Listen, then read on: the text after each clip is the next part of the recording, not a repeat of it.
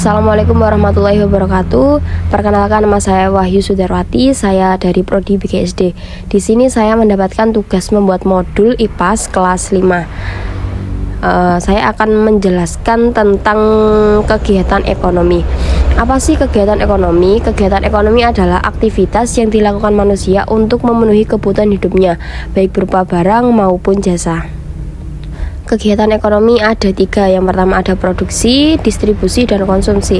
Produksi adalah proses mengubah bahan mentah menjadi bahan jadi atau setengah jadi. Distribusi adalah proses menyalurkan barang dari produsen ke konsumen. Dan yang konsumsi adalah menggunakan dan mengurangi daya guna suatu barang atau jasa. Di dalam melakukan produksi, seorang produsen baik secara perorangan maupun lembaga harus memahami 3 hal atau memperhatikan 3 hal ini. Yang pertama ada apa, yang kedua bagaimana, dan yang ketiga untuk siapa. Nah, apa ini adalah hal yang pertama kali yang harus dilakukan oleh produsen, yaitu harus memikirkan barang atau jasa, apa yang akan diproduksi dan bahan apa yang perlu dilakukan untuk membuat barang atau jasa. Selain itu, produsen harus melihat dan melakukan analisis kebutuhan pasar atau yang dibutuhkan masyarakat, sehingga barang atau jasa yang akan diproduksi sesuai yang dibutuhkan masyarakat. Yang kedua ada bagaimana. Produsen harus memikirkan bagaimana memilih faktor-faktor produksi. Faktor produksi berkaitan atau melibatkan modal, tenaga kerja, dan bahan baku. Tanpa faktor produksi, kegiatan produksi barang atau jasa tidak akan berjalan. Selain itu, produsen juga harus memikirkan bagaimana cara memproduksinya, apakah menggunakan mesin atau secara konvensional. Dan yang ketiga ada untuk siapa. Nah, produsen harus memahami untuk siapa barang atau jasa tersebut diproduksi atau dihasilkan.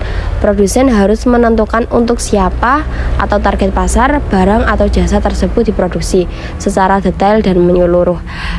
Bagaimana barang atau jasa akan mengalami kesulitan dalam pemasaran tanpa mengetahui siapa konsumennya. Misalnya, seorang produsen makanan akan memproduksi jenis makanan ringan atau berat.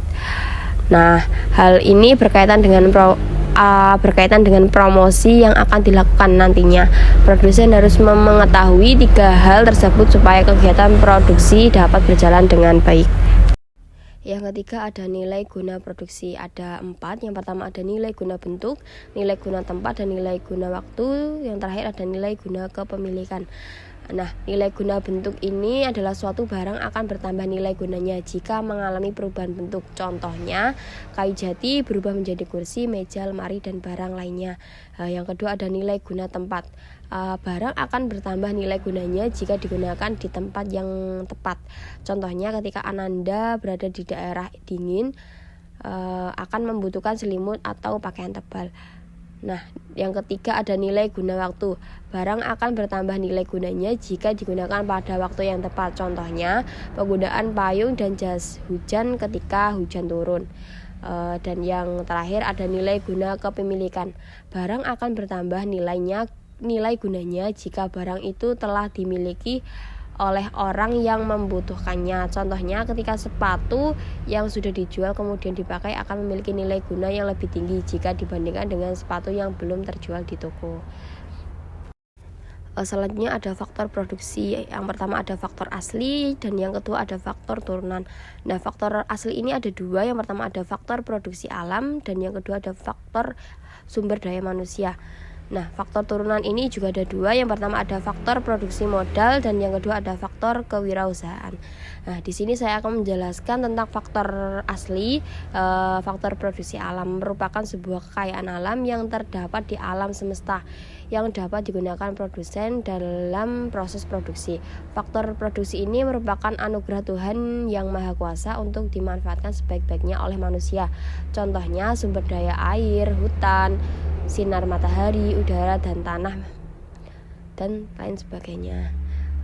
Dan yang kedua ada sumber daya manusia, merupakan tenaga kerja yang secara langsung maupun tidak langsung menjalankan kegiatan produksi. Tenaga kerja dapat dibedakan menjadi ada 3. Yang pertama ada tenaga kerja terdidik, yang kedua tenaga kerja terlatih, dan yang terakhir ada tenaga kerja tidak terdidik. Yang kedua ada faktor turunan. Nah, Ini juga ada dua. Yang pertama ada faktor produksi modal, merupakan faktor berupa modal atau kapital berupa benda hasil produksi yang digunakan untuk proses produksi barang atau jasa lainnya. Contohnya adalah mesin produksi, peralatan dan perlengkapan, serta juga uang. Fungsinya sumber daya modal yaitu sebagai penunjang dalam mempercepat kemampuan produksi barang atau jasa. Dan yang kedua ada faktor kewirausahaan. Merupakan suatu keahlian atau skill berwirausaha, kemampuan manusia untuk menjalankan perusahaan dengan menggabungkan semua faktor produksi. Salah satu tujuan wirausaha memperoleh hasil atau keuntungan yang maksimal. Selanjutnya ada kegiatan distribusi. Kegiatan distribusi adalah proses menyalurkan barang dari produsen ke konsumen. Nah, tujuannya di sini ada 3. Yang pertama ada untuk menyalurkan barang dari produsen ke konsumen.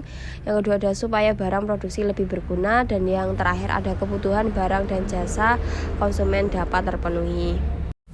Selanjutnya juga ada jenis-jenis distributor, ada 3. Yang pertama ada pedagang besar atau grosir. Yang kedua ada pedagang kecil atau retail.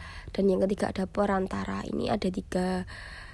Yang pertama ada agen, komisioner, dan yang ketiga ada maklar. Yang pertama saya akan menjelaskan tentang pedagang besar atau grosir.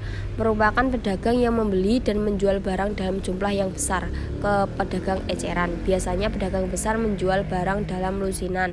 Contohnya pedagang besar seperti pasar Tanah Abang, pasar Senen dan sebagainya. Dan yang pedagang kecil sendiri merupakan pedagang yang membeli barang dari pedagang besar untuk dijual kepada pihak konsumen. Pedagang kecil atau retail menjual barang dalam bentuk satuan. Contohnya pedagang kecil retail seperti warung kecil, toko kelontong, pedagang asongan, dan minimarket. Dan yang ketiga ada perantara. Ini dibedakan menjadi 3. Yang pertama ada agen. Ini merupakan penyalur atas nama yang menjual barang dan jasa hasil produksi perusahaan tersebut di daerah atau wilayah tertentu. Contohnya agen mie instan, agen minuman mineral, dan sebagainya. Yang kedua ada komisioner. Merupakan perantara yang membeli dan menjual barang atas nama sendiri dan ikut bertanggung jawab. Contohnya ada teman Ananda meminta tolong untuk menjualkan telepon genggamnya. Nah, setelah itu Ananda menawarkan telepon genggamnya tersebut ke kawan Anda dan ke kawan kalian yang lain seolah-olah telepon genggam tersebut milik kalian. Nah, yang ketiga ada maklar, merupakan perantara yang membeli atau menjual barang atau atas nama orang lain dan tidak ikut bertanggung jawab terhadap tindakan tersebut. Contohnya ada teman kalian yang mau menjual telepon genggamnya, kemudian kalian mempertemukannya dengan teman kalian yang lainnya dan terjadi jual beli antara kedua teman kalian. Dan yang terakhir ada kegiatan konsumsi. Yang pertama ada konsumsi rumah tangga keluarga, konsumsi rumah tangga perusahaan, dan konsumsi rumah tangga negara. Konsumsi rumah tangga keluarga ini biasanya terdiri dari ayah, ibu, kakak, adik, mungkin juga ada kakek dan nenek. Keluarga adalah sekelompok orang yang dipersatukan oleh pertalian daerah. Keluarga ini merupakan sekumpulan orang yang tinggal dalam suatu rumah sebagai unit terkecil dalam suatu masyarakat. Nah, tingkat konsumsi suatu keluarga dapat berbeda dengan keluarga lainnya. Perbedaan ini dipengaruhi oleh faktor ada 3. Yang pertama jumlah anggota keluarga, gaya hidup semakin mewah, dan yang ketiga ada tingkat pendidikan. Selanjutnya ada konsumsi rumah tangga perusahaan. Nah, perusahaan selain sebagai tempat berlangsungnya proses produksi juga melakukan kegiatan konsumsi pada saat memproduksi barang. Perusahaan ini memerlukan bahan baku, tenaga kerja, dan modal.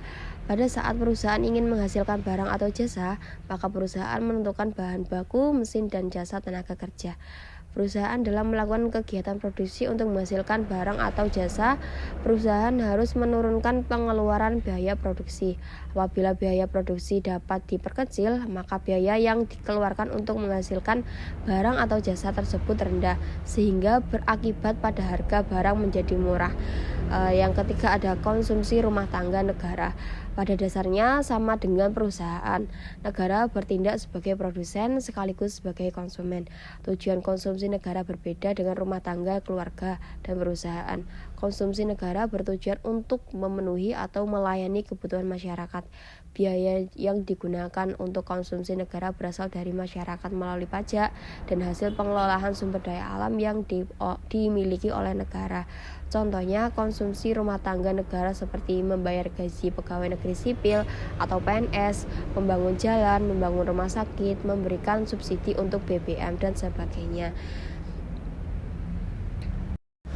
Jadi kesimpulannya adalah kegiatan ekonomi adalah usaha yang dilakukan manusia untuk memenuhi kebutuhannya. Untuk memperolehnya diperlakukan pengorbanan atau pertukaran uang. Selain itu, untuk memenuhi kebutuhan juga bertujuan untuk memperoleh keuntungan sebesar-besarnya. Kegiatan ekonomi di masyarakat dapat dibagi menjadi 3, yaitu produksi, menghasilkan barang atau jasa, distribusi, menyalurkan barang atau jasa, dan konsumsi, menghabiskan barang. Perlakuan ekonomi bisa melakukan tindakan secara rasional dan irasional. Tindakan rasional dilakukan dengan sebagai pertimbangan yang tepat, sedangkan irasional hanya berdasarkan asumsi. Sebagai pelaku bisnis, Anda pasti menginginkan segala proses kegiatan perusahaan dan produksi barang sampai distribusi ke pelanggan dapat berjalan secara efisien dan efektif. Nah, itu saja penjelasan dari saya. Kurang lebihnya mohon maaf. Jika ada salah kata atau omongan yang kurang berkenan di hati kalian, kurang lebihnya mohon maaf. Wassalamualaikum warahmatullahi wabarakatuh.